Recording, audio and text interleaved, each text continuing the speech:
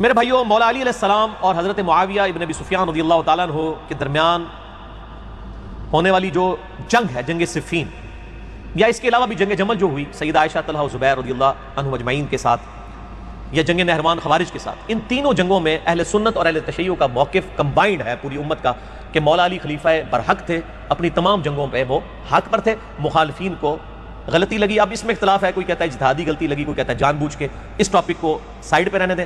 بہرحال حضرت علی کے حق ہونے پہ سب کے سب لوگ متفق ہیں۔ اب شیطانی وسوسے سے بچنے کے لیے کسی کو وسوسہ ہے کہ یہ ٹاپکس جو ڈسکس ہو رہے ہیں یہ تو علی کی اختراع ہے، بزرگوں نے تو کبھی یہ ٹاپک ڈسکس نہیں کیے، مشاجرات صحابہ پہ بالکل خاموشی اختیار کر لی جائے۔ وہ خاموشی یہ اختیار کی جائے کہ ان کو گالی گلوچ نہ کرے۔ جو ان ٹاپکس پہ احادیث آئی ہیں اور نبی علیہ السلام نے خود باتیں ارشاد فرمائی ہیں، تو کیا you are trying to teach your prophet? کیا آپ نبی کو خاموش کروائیں گے کہ آپ نے آنے والے جنگوں کے بارے میں جو کچھ یہ کہا ہے آپ کو نہیں کہنا چاہیے تھا؟ نعوذ باللہ من ذالک۔ مسند احمد کے اندر، المصنف ابن ابی شیبہ میں اور کئی کتابوں میں حدیث ہے کہ میری اس بیوی کا کیا حال ہوگا جس پہ حوض کے کتے بھونکیں گے۔ سیدہ عائشہ پہ بھونکے، وہ رو پڑیں، واپس جانے کا ارادہ کیا۔ اب نبی علیہ السلام کو تو ام عائشہ کی عصمت کی ہم سے زیادہ قدر تھی، لیکن آپ نے تو سچائی بیان کی۔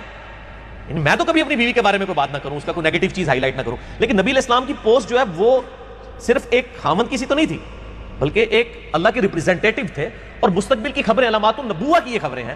دلائل النبوہ امام بیہقی نے 3500 احادیث پہ پوری کتاب لکھی ہے، جس میں نبی علیہ السلام کو نبی ثابت کیا اس بنیاد پہ کہ ان کی پروفیسیز اور مستقبل کی خبریں سچی ثابت ہوئی ہیں۔ اور میں اس پہ جملہ بولتا ہوں جو آج تک کسی جگہ میں نے پڑھا نہیں ہے، کہ نبی علیہ السلام ایک جنگجو تھے یا پیغمبر تھے۔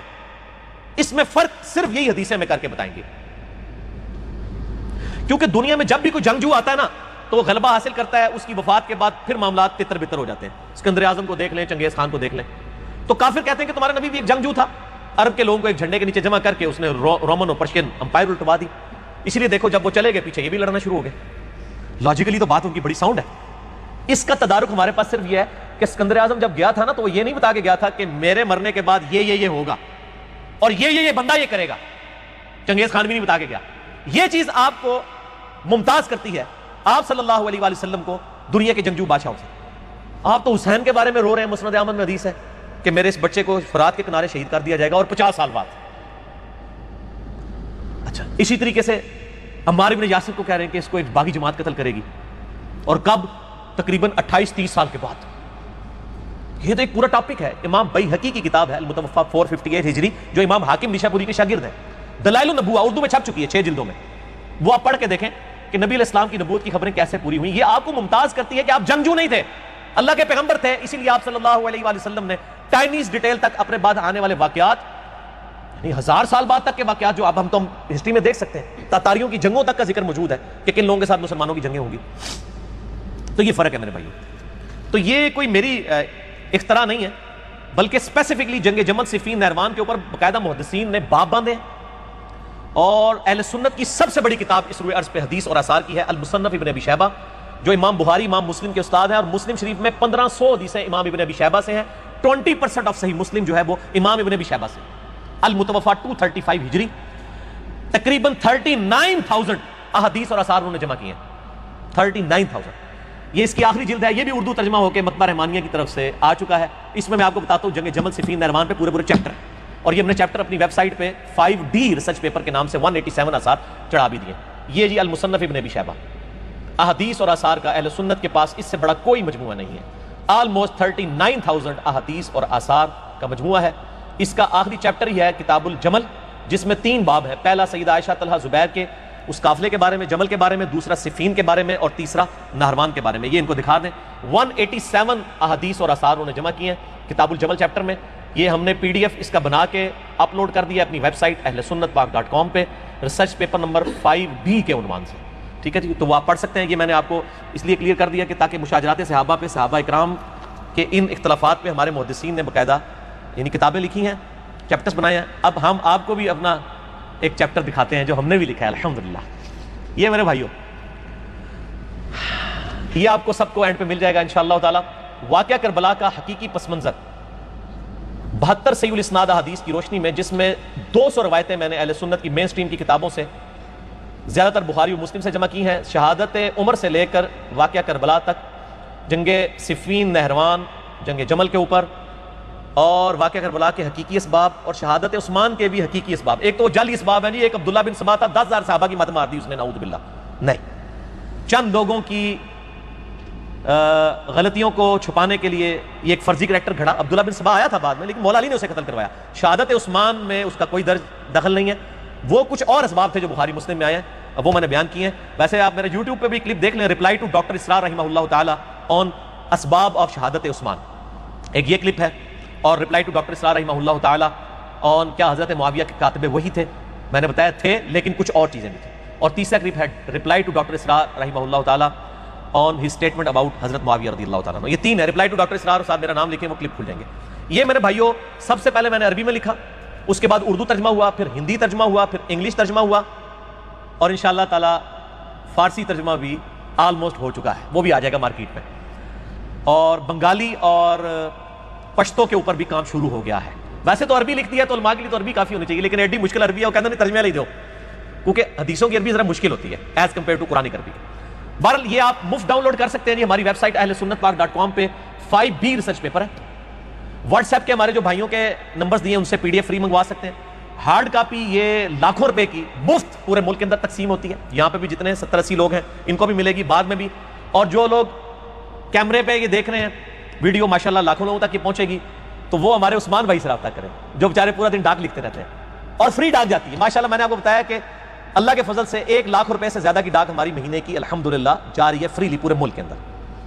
اور اللہ تعالیٰ یہ معاملات چلا رہا ہے. اللہ تعالیٰ ان لوگوں کو جزائے خیر دے جو اس حوالے سے یعنی ہمیں ہیلپ آؤٹ کرتے ہیں. جو لوگ جس طریقے سے کریں، ہر بندے نے اپنی ڈیوٹی بانٹی. میری ڈیوٹی ویڈیو ریکارڈ کروانا ہے، فرحان بھائی کی ڈیوٹی جو ہے وہ ویڈیو کی ریکارڈنگ ہے، ورنہ تو ان کو بھی ہمیں 5-6 ہزار روپیہ ریکارڈنگ کا دینا پڑ جائے. یہ اپلوڈنگ کرتے ہیں فرحان بھائی. اس طرح ہر بندوں نے اپنی اپنی ڈیوٹیز بانٹی ہوئی ہیں. تو عثمان بھائی کا نمبر انٹرنیشنل نمبر نوٹ کر لیں، +92 پاکستان کا کوڈ ہے، اور پاکستان سے کریں گے تو 0321، باہر سے کریں گے تو +92 321 321 59000162 0321 59000162، اور باہر سے کریں گے تو +92 321 59000162. واٹس ایپ یوز نہیں کرتے ان کو ٹیکسٹ کریں، فون پہ رابطہ کریں، فری آپ کے گھر میں 5B کی کاپی انشاءاللہ تعالی پہنچ جائے گی. آج میں جتنی باتیں کروں گا یا کر چکا ہوں وہ سب کی سب اس کے اندر موجود ہیں. تو آپ کو اب ٹینشن نہیں لینی، بے فکری سے گفتگو سنیں کہ بھئی میں نوٹس بنا لوں. نوٹس بنانے کی ضرورت نہیں، نوٹس آلریڈی ہم نے بنائے ہوئے ہیں اس حوالے سے الحمدللہ. گھنٹوں گفتگو ہو سکتی ہے اس ٹاپک کے اوپر میرے بھائیوں. 3 احادیث میں جنگ صفین چونکہ ڈسکس ہو رہی ہے میں اس حوالے سے پیش کر دوں، ورنہ صفین پہ ہی میں 3 گھنٹے بول سکتا ہوں. اس پمفلٹ میں نے حدیثیں دکھائی ہیں، یہ لکھ دی ہوئی ہیں. پہلی حدیث جامعہ ترمذی میں 2676، سنن نبی داؤد میں 4607، سنن ابن ماجہ میں 42 ہے. ارباز بن ساریہ رضی اللہ تعالیٰ عنہ کہتے ہیں بڑی مشہور حدیث ہے کہ نبی علیہ السلام نے اپنی وفات سے کچھ دن پہلے ایک بڑا بلیغ خطبہ دیا، ہر آنکھ اشک بار تھی، گویا کہ آپ دنیا سے رخصت ہو رہے ہیں. اور آپ نے فرمایا میرے بعد جو زندہ رہے گا بہت اختلاف دیکھے گا. دیکھنا اس وقت علیکم بسنتی و سنت الخلفاء الراشدین المہدیین، میرے بعد میری سنت اور میرے ہدایت یافتہ خلفاء راشدین کی سنت کو لازم پکڑ لینا. دین میں بدعتوں سے بچنا اور اپنی داڑھوں سے میرے خلفاء راشدین اور میری سنت کو مضبوطی سے پکڑ لینا. گمراہیوں سے بچنا، ہر گمراہی جو ہے وہ دین میں ہر نیا کام گمراہی ہے، اور سنن نسائی میں آگے الفاظ موجود ہیں ہر گمراہی دوزخ میں لے جانے والی ہے. تو میرے بھائی اسی لیے چاہے حضرت ابو بکر کے مخالفین ہوں، چاہے حضرت عثمان کے مخالفین ہوں، چاہے حضرت علی کے مخالفین ہوں، ہم تمام کو خلفائے راشدین کے خلاف بغاوت سمجھتے ہیں، اور ہم خلفائے راشدین کے ساتھ ہیں اور ان کے مخالفین کے خلاف ہیں.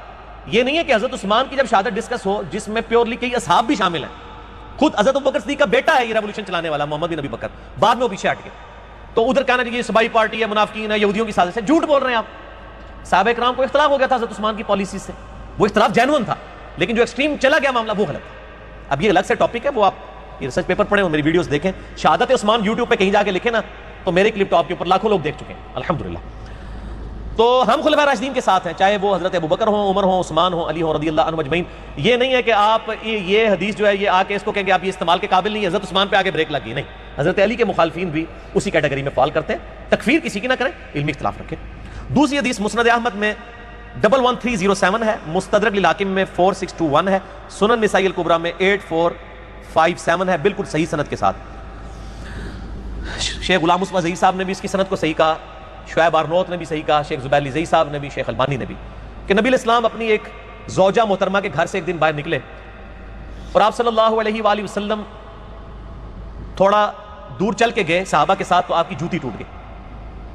آپ نے اپنی وہ جوتی اتار کے سیدنا علی کو گانٹنے کے لیے دے دی. اور کچھ دور جا کے صحابہ کے ساتھ کھڑے ہو گئے. حضرت علی وہ جوتی گاٹھنا شروع ہو گئے وہیں بیٹھ کے, اور نبی علیہ السلام نے کہا کہ علی کا انتظار کرو, وہ آ جائے تو پھر چلتے ہیں, کیونکہ ایک جوتی پہن کے تو چلنا بھی دشوار ہے. نبی علیہ السلام نے دونوں جوتیاں اپنی اتار کے حضرت علی کو دے دی. پھر آپ صلی اللہ علیہ وسلم نے اپنے اصحاب سے فرمایا, جہاں پہ حضرت ابوبکر عمر بھی موجود تھے اس محفل میں, کہا کہ دیکھو اللہ تعالیٰ نے مجھے نبی بنا کے مبعوث کیا, قرآن کی تنزیل کی خاطر مجھے ایز اے لاسٹ ریزارٹ کافروں کے خلاف تلوار اٹھانا پڑی, مجبور ہو. تم میں سے ایک شخص ایسا بھی ہے جسے قرآن کی تعویل کی خاطر مسلمانوں کے خلاف تلوار اٹھانی پڑے گی جس طرح مجھے کافروں کے خلاف اٹھانی پڑی. اب یہ بہت بڑی فضیلت تھی کہ نبی علیہ السلام کو کافروں کے خلاف تلوار اٹھانی پڑی قرآن کی تنزیل کی خاطر, اور اس صحابی کو قرآن کی تعویل کی خاطر مسلمانوں کے خلاف تلوار اٹھانی پڑے گی. جو سورۃ الحجرات کی آیت نمبر 17 میں آیا نا کہ اگر کوئی مسلمان گروہ باغی ہو جائے تو اس کے خلاف قتال کرو یہاں تک کہ وہ حق پر آ جائے. اس آیت کی پریکٹیکل تفسیر تم میں سے ایک شخص بننے جا رہا ہے. سورۃ الحجرات آیت نمبر 9 ہے, 17 نہیں ہے. تو حضرت ابوبکر نے کہا انا یا رسول اللہ, کیا وہ خوش نصیب میں ہوں؟ فرمایا لا. حالانکہ آپ علیہ السلام کی زبان سے کبھی لا نہیں نکلتا تھا, پورا اوائڈ کرتے تھے, نہ کا لفظ نہ بولو, نہ بولو ہی نہ, اسی لیے کسی کو نہ کرتے بھی نہیں تھے, جو کچھ تھا لوگوں کو دے دیا کرتے تھے. مجھے ضمن ایک حدیث یاد آ گئی صحیح بخاری میں, نبی علیہ السلام ایک چادر اوڑے ہوئے آئے باہر, ایک صحابی آیا, کیا یہ چادر مجھے دے دو. آپ اندر گئے, پچھلے باقی صاحب نے کہا حضور کے پاس تو اوڑھنے کے لیے اس چادر ہی ہے, کیا تم نے وہی مانگ لی؟ ٹھیک ہے. تو اس نے کہا میں نے تو اس لیے مانگی ہے کہ مجھے اس میں کفن دیا جائے. یہ صحیح بخاری میں حدیث ہے. نبی علیہ السلام آئے, اب آپ نے اوپر والی چادر بھی اتار لی, صرف تہمت پہنی ہوئی ہے, وہ چادر فولڈ کر کے اس کو گفٹ کر دی. لا کرتے ہی نہیں. اور صحابہ کہتے ہیں کہ واقعی اس صحابی کو پھر اسی چادر میں دفن بھی کیا گیا, اتنا خوش نصیب وہ شخص. تو نبی علیہ السلام لا نہیں کرتے تھے. ابو بکر رضی اللہ تعالیٰ نے عرض کی یا رسول اللہ میں ہوں؟ فرمایا لا. حضرت عمر نے کہا انا یا رسول اللہ, کیا میں ہوں وہ خوش نصیب؟ فرمایا نہیں, بلکہ وہ خوش نصیب وہ ہے جو میری جوتیاں گانٹ رہا ہے. صحابہ دوڑے مولا علی کی طرف کہ یار اتنی بڑی فضیلت مولا علی کے لیے جو ابو بکر عمر کو نہیں ملنے والی. تو حضرت علی سے انہوں نے کہا یا رسول نبی علیہ السلام نے آپ کے بارے میں یہ فرمایا. حضرت علی مسکرا پڑے. صحابہ کہتے ہیں ہم سمجھ گئے کہ حضرت علی کو یہ بات پتہ تھی کہ انہوں نے آن دا بہاف آف پروفٹ مسلمانوں کے خلاف تلوار اٹھانی ہے. تو میرے بھائی جسے یہ پتا ہو کہ اس نے نبی کے بہاف پہ تلوار اٹھانی ہے, اس کے بارے میں یہ کہنا کہ علی پچھتاتا تھا بعد میں. وہ جی مصنف ابن ابی شیبہ میں کہ جنگ جمل میں جب مخالفین کی لاشیں دیکھیں تو مولا علی رو پڑے اور کہا کہ کاش میں جنگ جمل سے 20 سال پہلے ہی فوت ہو جاتا. اور میرے بھائی وہ تو یہ روتے تھے کہ یہ دن نہ مجھے دیکھنا پڑتا.